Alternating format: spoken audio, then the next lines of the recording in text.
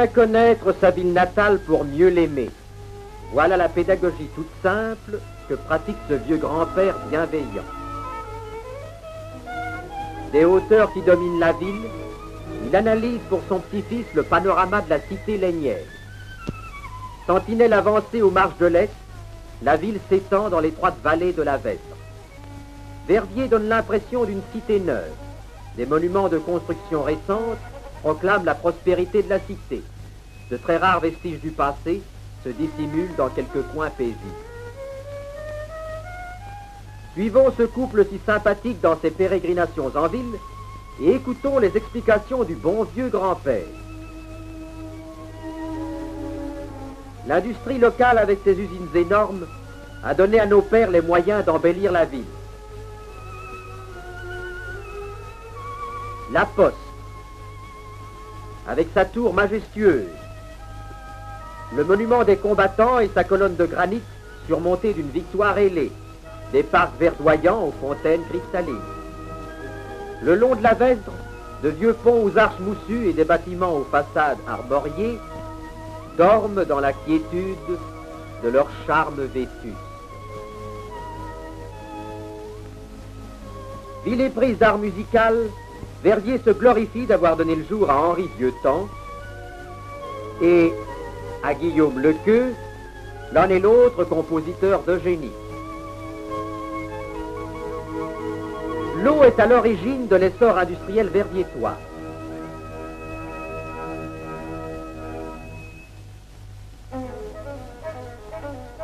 C'est grâce à l'initiative du bourgmestre Hortmans Hauser que Verviers dispose d'une importante réserve d'eau industrielle de haute qualité. Comme une gigantesque éponge, la fagne troublante et nostalgique, entourée de brumes épaisses, garde en son humus fécond les 1000 gouttelettes fines des pluies et des brouillards ardennais.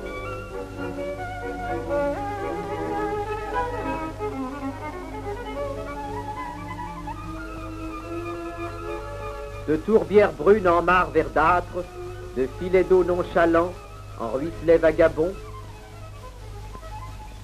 de ruisselets chantants en rivières capricieuses, de cascatelles cristallines en torrents mugissants, l'eau domptée par le génie humain s'engouffre dans la vallée et s'amasse derrière la muraille massive que domine le lion de la Gillette.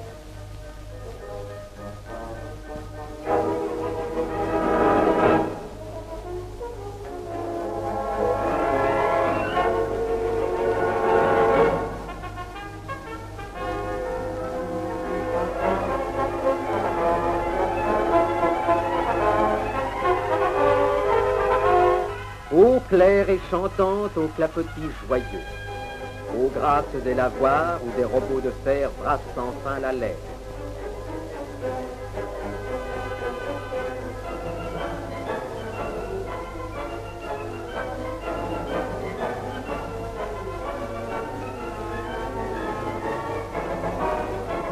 Laine blanche, acheminée de machine en machine.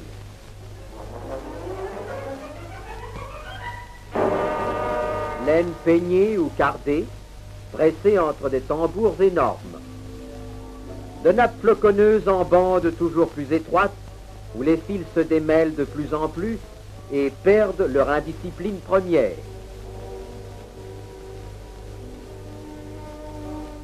De bandes en fils étirés et tordus. Fils arachnéens enroulés au champ des machines. Fils ténus croisés sans fin sur les métiers, torturés par les navettes sonores.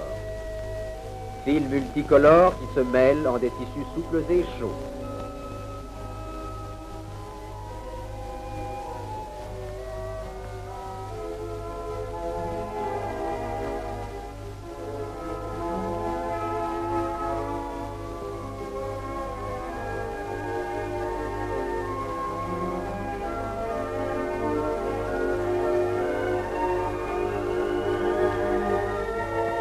Étoffe de Verviers portant aux quatre coins du monde le renom de notre industrie.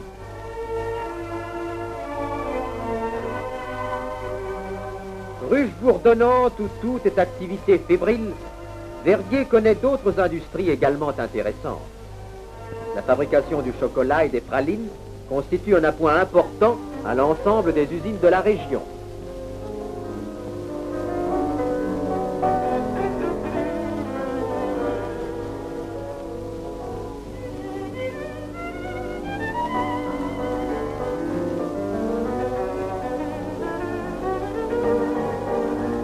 La courroie, agent primordial de toute industrie, mérite aussi une mention particulière. Les cuirs sont écharnés, c'est-à-dire que l'ouvrier enlève du côté cher toutes les parties grossières, de manière à avoir partout une épaisseur égale. Le tannage assouplit les peaux et en assure la conservation. Le cuir est ensuite étiré, puis coupé en bandes égales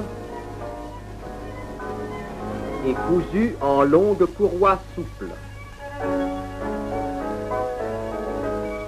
Expédiées en rouleau, ces courroies transmettront bientôt aux machines l'énergie des moteurs.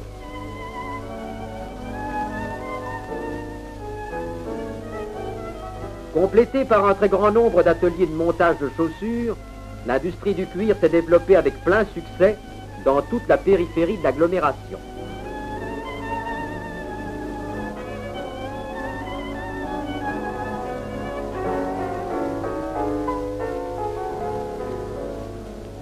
Un corps de techniciens avertis maintient Verdier à la tête du progrès industriel.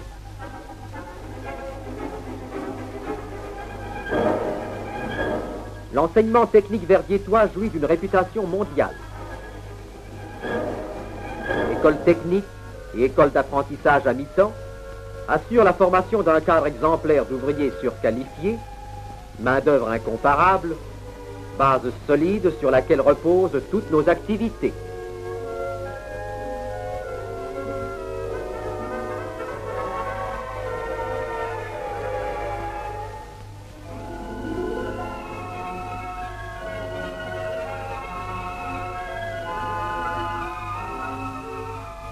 Le programme scolaire tient en 4 grands principes. Assurer une heureuse transition entre l'école et l'usine. Lier la formation générale à l'apprentissage technique. Faire des hommes et des citoyens en même temps que des ouvriers. Contribuer à la paix par la compréhension réciproque.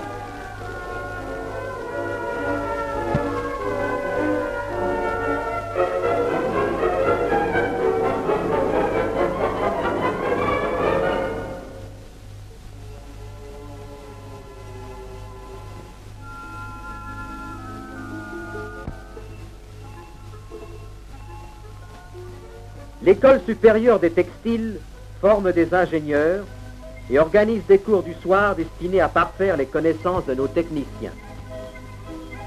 Dans ces laboratoires, la fibre textile est étudiée au point de vue de sa structure intime et des transformations qu'elle est appelée à subir.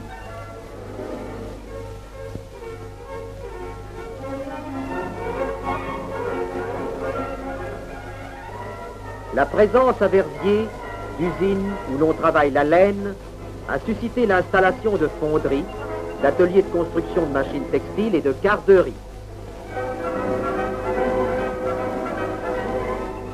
Feu ardent des fonderies, coulées éblouissantes du métal en fusion, flammes courtes et claires des forges, éclats vifs et étincelants du fer chauffé à blanc, l'art de Vulcain participe avec éclat à notre vie de labeur.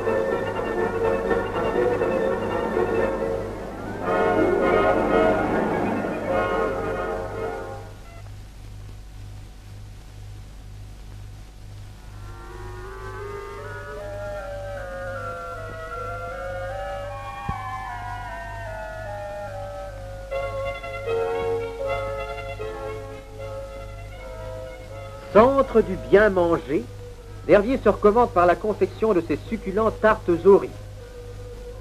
Verviers compte aussi de nombreuses fabriques de pain d'épices.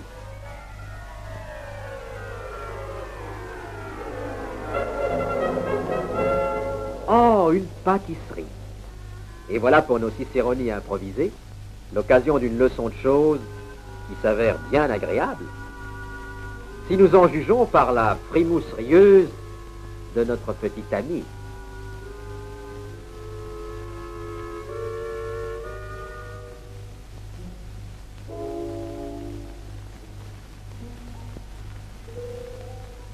Le ballon rond a toutes les faveurs d'un public attentif qui partage ses enthousiasmes entre les deux clubs locaux.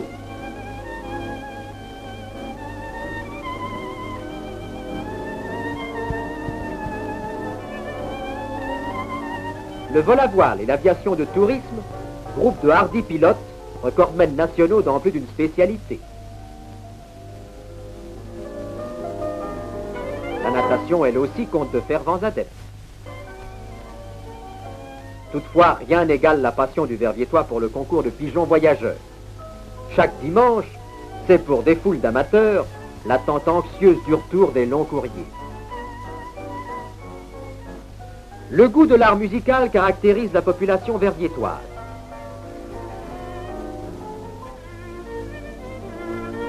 Le Grand Théâtre jouit d'une réputation méritée. Fausse, est-il besoin de le dire, à la grande faveur du public qui jamais ne se lasse de réentendre la ronde pivot d'or ou bien d'admirer la grâce des ballerines.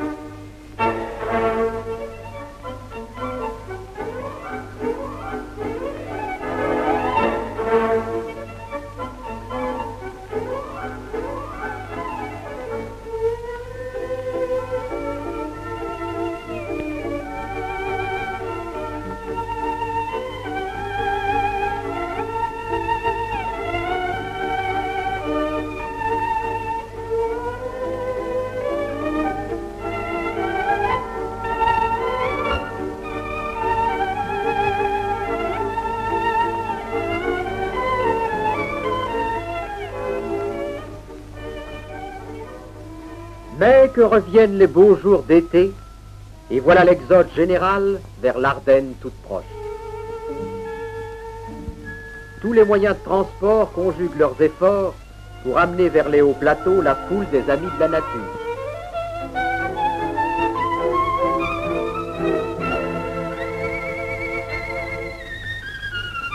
Les fagnards sillonnent la lande désertique qui étend sous un ciel sévère la sérénité de ces tourbières homicides.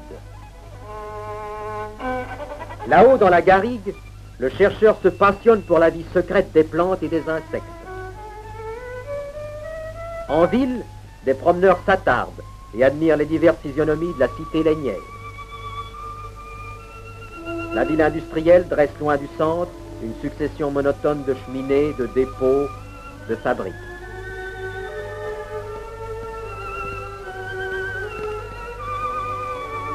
La ville basse, celle du commerce, active, vibrante, remuante, notamment les rues du Brou, de l'Harmonie, Pintet, Crapaud-Rue, le quartier de la Poste.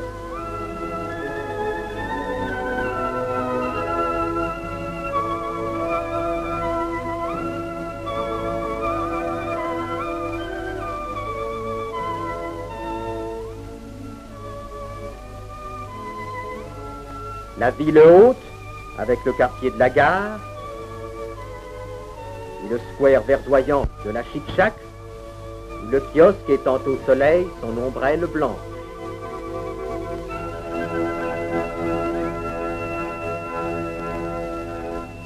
Cependant, semblable à une immense fourmilière, Verviers continue jour après jour sa vie intense de cité industrielle.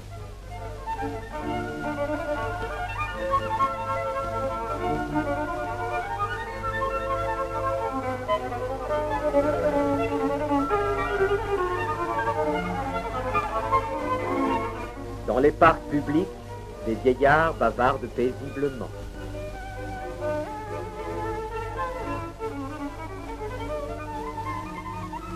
Des camions acheminent les balles de laine vers leur destin industriel. Toute cette vie trépidante a un fondement, le négoce de la laine. Industrie et commerce lainier, activité clé de notre ville, ont pour origine l'eau pure et claire de la fagne mélancolique du poète. La fagne, sous un ciel automnal lourd et gris, avec ses horizons tragiques, se déroule comme un tableau sévère au sobre coloris. Le vent fait osciller en un rythme de houle les lichens desséchés et les pins rabougris. Le paysage entier, dans sa majesté nue, garde un âpre reflet de domaine inviolé. Une intime ferveur jusqu'alors inconnue s'harmonise au parfum sauvage exhalé.